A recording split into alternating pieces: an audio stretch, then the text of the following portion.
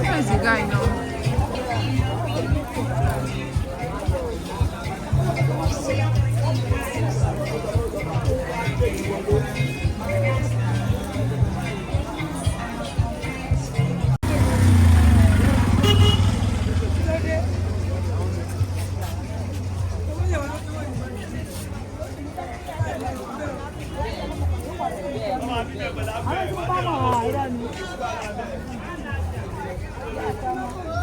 Mama and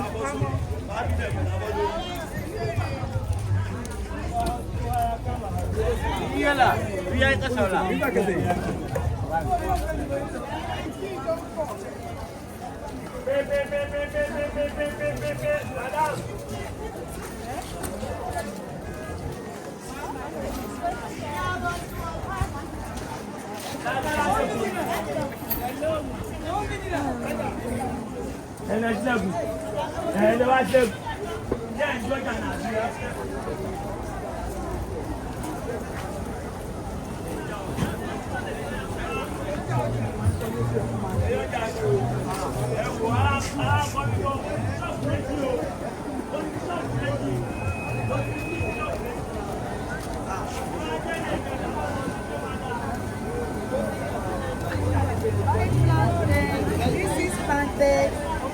Buy plantain. Plantain red. You say what?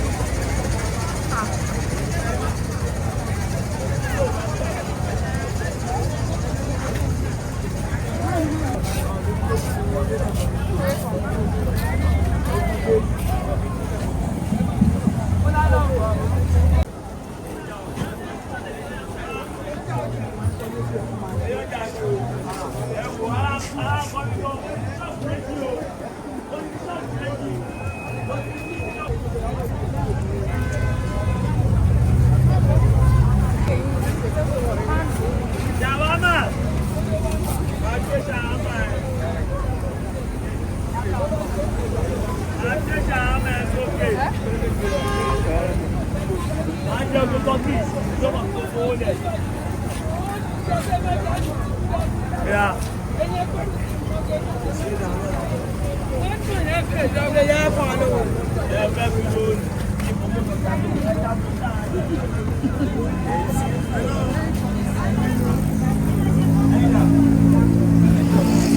I'm not buying. I'm not buying. Advertisement. Hello.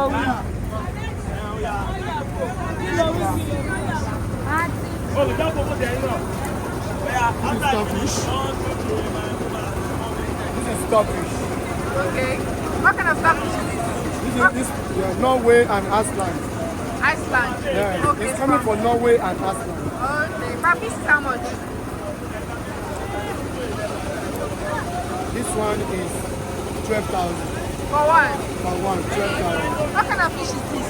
This one is The same. The name of the name, Banla Starfish. And this one is coming from imported. It's So not it's 12,000 last. 12,000. 12,000 last. This is Norway. Norway. I have another one. I have this one. This one is 5,000. That one is 5,000. 5,000 naira. It's quite heavy. Those pieces is how much? The pieces. This one is 5,000. This one is flesh. Let me see it. Flesh. Put it on the video. Let me see. Okay, this one is pure flesh. Flesh. Pure one. 5,000. 5,000. Okay. Last one. Why one is how much? This one is 1,000. 1,000. Alright, what's your phone number? 091 091 63 63 88 88 90 90 96. 96. What's your name? My name is, they used to call me Pastor Banla. Okay. This address is where? This is Aigemato Road 200. 200. 208. 208 Aigemato Road. Aigemato Road. Alright, sir. So anytime I'm available. Alright. Do you understand? This is my place. So let me stand up. This is 2.5. This one is 2.5. 2.5. Yes. How do I making it? Yes. You are the one making it. Okay. This is a funny place. What's that? Place. Plate. This is 2.5. This is an hour. 4,000. Kuli. Pepper one. 4,000.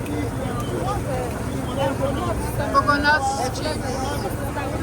6,000 naira for that one. So do you deliver to school children? Yes. Supermarket? Yes. Okay. That garnot, very garnot. Sorry. That cashew nut here. Some cashew nut. This 8,000 cashew nut. 8,000. 8,000 naira. You're the one making all these things? Yes. What's more of your company? Ma'am? Lady Chichi. Alright. So do you do delivery?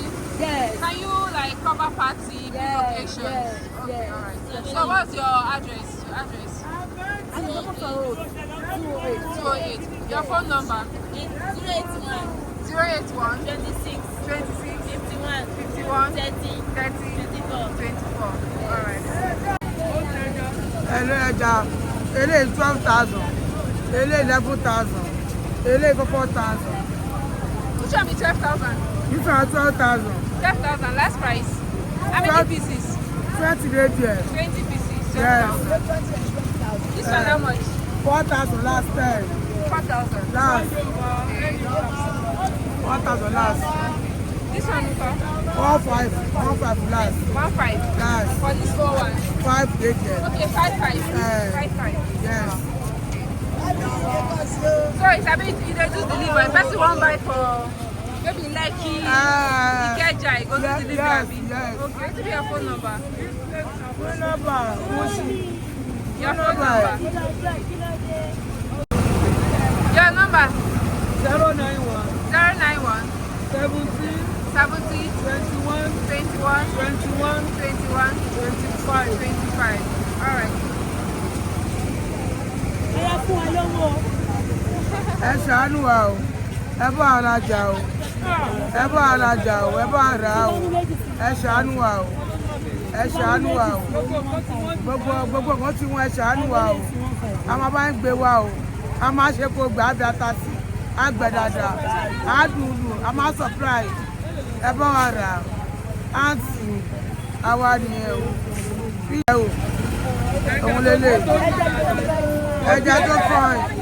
Ẹja lọ́dún tó báyìí, a máa supply, òbí ẹja lélẹ̀, òbí lélẹ̀, a máa supply, owó àpà, ẹ̀bọ̀ àrà, a máa supply. All right, Male.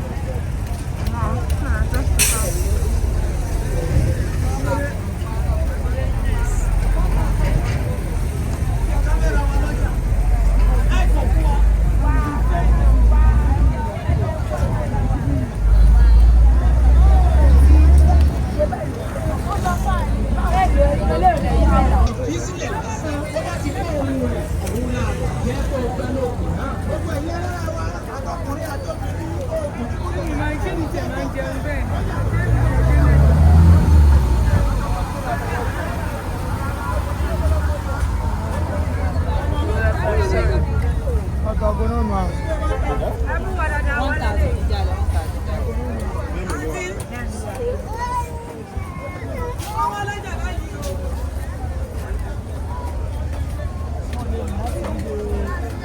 I better wait, so. Yeah. Apple motor gas.